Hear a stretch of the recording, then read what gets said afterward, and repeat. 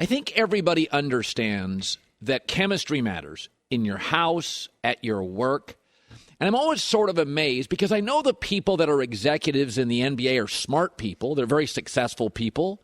Many of them went to big colleges, graduated, they played in the league forever. This is why I've never understood Westbrook. I've never understood the fascination with Westbrook. Now, you can argue he's hyper-athletic. You can argue he's fashionable. There's the triple-double thing, which I always thought was overstated. What you can't argue is this, and it's not arguable, and it's being proven more and more so. He can't play with other people. You know, when you're a little kid and you went and got your report card, doesn't play well with others. He doesn't play well with others. You can't dispute that. If you're arguing that, stop talking. You can argue he's athletic. You can argue he gets stats. You can argue he's quick and got a burst. I get it. But now Westbrook's agent has put his hands in the air and said reportedly, I'm out. I can't deal with it. 14 years he had an agent, and the agent came out this week and just said, fourth trade possibility in 4 years. The marketplace is telling the Lakers they've got to add value with Russell in any trade scenario. My belief is that that kind of transaction diminishes Russell Westbrook. Basically, nobody wants his contract. Unfortunately, irreconcilable differences exist. His best pathway forward, we are no longer working together.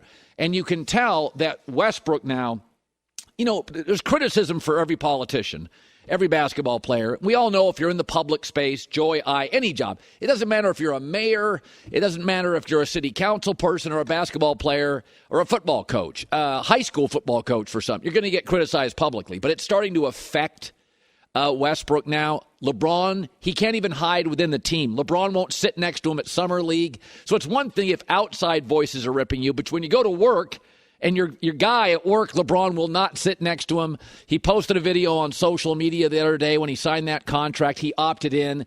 That's called projecting. Now he's talking to the critics. He's pushing back. It's really in his head. It's really affecting him. It's not good. He thinks this is great. It's like no self-awareness. It's not great. Don't react to that stuff. And listen, again, I don't want to just bash on Westbrook like it's over, right? But one of the things, as I look at this situation, and I actually think it's good for the league, is that I know the executives in this league, they have to be smart. You can't become a GM in the league and be a dummy. They got to be smart. But what I think is happening is we're pivoting out of about an 8-year, 10-year deal here that I don't think was good for basketball. There's no market for KD this morning. There's no market for Kyrie. There's no market for Ben Simmons. There's no market for Westbrook. There's very little market for Harden, who basically told Philadelphia, go find a bunch of good players. Whatever you have left, pay me that. To Harden's credit, he owns it. But this kind of chemistry puncturing, walking on eggshells, hyper high maintenance, I think people around the league are going, no, I want Giannis. I want Steph. I want Dame. I want Chris Paul. I want Jimmy Butler. And Butler's had his issues, but he shows up and he works hard and he demands it from his teammates. I do not think college basketball's March Madness should be routinely beating the NBA playoffs because the NBA players are so much better. But what it's telling you is America and big portions of the sports audience don't like this diva, high maintenance, I'll play when I feel like it guys. And I like KD. But there's no market for him. Miami's trying to engineer a deal, but they're not going to give him what they want. I don't want to spend all my time bashing on Westbrook. I've never been a big fan. I wish him the very best. But people now, Kyrie, Simmons, Harden, Westbrook, KD. And I think KD will go somewhere. But we're pivoting to the kind of basketball you can put your arms around and embrace. And don't lump LeBron into that. LeBron elevates others. LeBron is about winning. So you can't lump LeBron into that. LeBron goes to a team, everybody generally plays their best basketball ever around LeBron James. He's hyper-focused on winning. He wants to play every night. He's falling apart a little physically, and he can't. But I like the pivot of the NBA, which is moving away from this like 10-year cycle of high-maintenance, needy, I'll play when I feel like it guys, more into Giannis, more into Steph, more into Jason Tatum, more into the Warriors culture, and I think it's great. Rick Bucher, Fox Sports NBA analyst, joins us. Couple of things on the docket this morning. First of all, the agent for Russell Westbrook, who you know basically said, I give up. Are you shocked by that, and what does it say? No, because the market is telling him that. Look, it's not that Russell Westbrook still can't put up numbers or that he still can't play.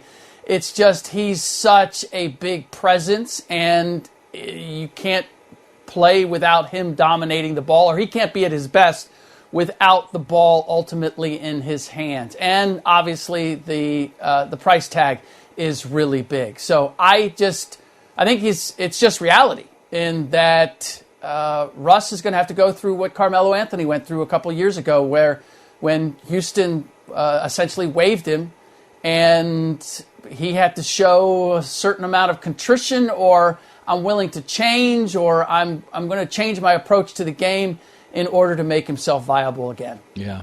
So the Drew League, it was fun. I'm amazed at how twitchy and how explosive LeBron still is. I know it's not, DeMar DeRozan played. I know it's not the best of the best, but my eyes tell me he's still unbelievable. I watched MJ, who played 1,200 games. In the last 2 years, he wasn't a vertical player.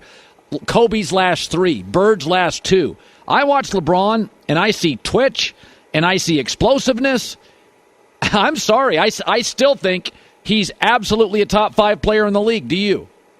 Oh, ouch. Ouch. You don't? We mean a top 5 player in the Drew League. No, in the league. Giannis is the best player in the league. Give me 4 guys better than LeBron, not named Giannis. Today. Yeah, see? I don't want to. I don't want to do that. No.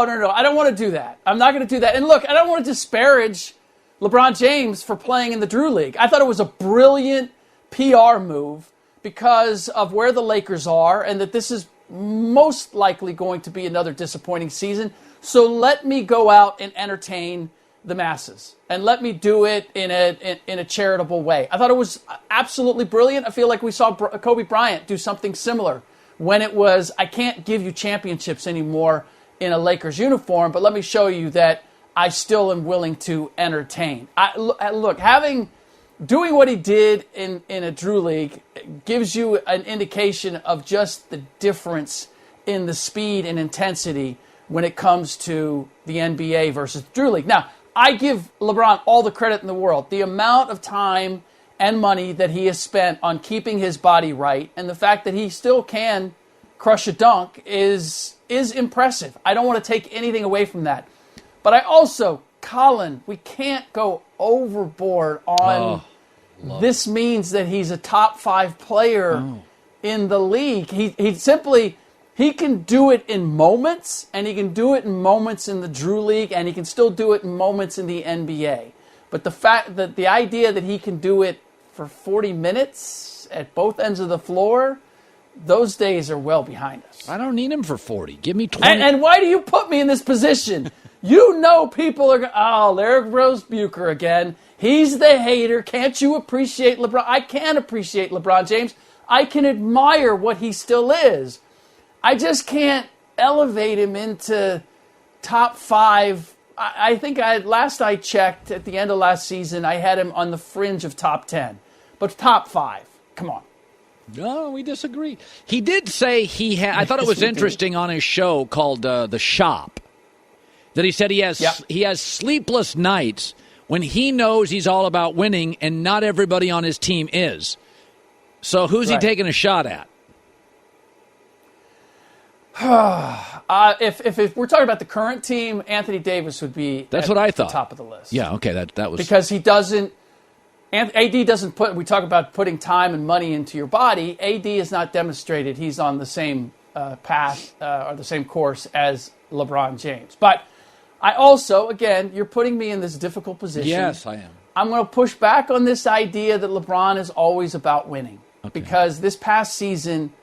He played an awful lot of minutes in fourth quarters where the game was already decided one way or another. They were either blown out or they had a sizable lead. Where I have seen him in past years conserve his energy, knowing that he's playing the long game. This year he didn't do that. In games that he had it rolling, regardless of what the score was, he stayed out there and he added to his scoring total. You can't tell me that he was not after that scoring title this year, and that he did it knowing that, well, what am I playing? What else am I playing for? We're not playing for a title this year. But that's not all about winning. Okay, so you can't win a title. How many games can you win? Can you get your team to the playoffs, even if it's scraping in? We saw a very different approach with Steph Curry with his team, and just trying to get them there, didn't care whether they were capable of winning at all. LeBron James consistently makes business decisions, and last year he made the business decision that this is not a team that is going to get me a title, but maybe I can get a different one. I can get a scoring title. So I'm hearing Miami's trying to engineer a deal to get KD. I don't know how they pull it off. Why not just go after Donovan? Why not go after Donovan Mitchell, a borderline all-star player who, for the record, has double the years left in his NBA career? Nothing against, this is not a beat-up on KD show, but you'd have to give up so much to get KD, and it's like, I'd rather just get Westbrook with Jimmy Butler and Bam if I could pull it off. To me, that feels like a much easier, more doable deal, doesn't it? It does, but if you're asking me which player I'd rather have if I'm playing for a championship right now, it's not close. It's Kevin Durant. I said it the other day on Speak for Yourself. I'd rather have 2 years of Kevin Durant than 4 years of Donovan Mitchell at this point. And Pat Riley, I believe what he's looking at is the Phoenix Suns' door is closed. And the only other team that we know that KD is adamant about going to, or is at least at the top of his list, are the Miami Heat. So he's hoping that maybe I can construct something that the price comes down a little bit, because this is the one place that KD still wants to go. That's the card that I believe Pat Riley is playing. But you are absolutely right. I would think that getting Donovan Mitchell would be infinitely easier, except that the Utah Jazz know that the New York Knicks are desperate for a star. They are, and they see Donovan Mitchell in the crosshairs, and we've seen this before with the New York Knicks. They will overpay to get that star when they are starved for one. The Utah Jazz know that they've got a fish on the hook. Rick Bucher, Fox Sports. Good seeing you, bud. Good to see you, Colin. Yep, all-star. That's it? Yeah, that's it, buddy. I got a clock. I got to be up against the clock. That's the way. All right. That's the way it works. All right, yeah.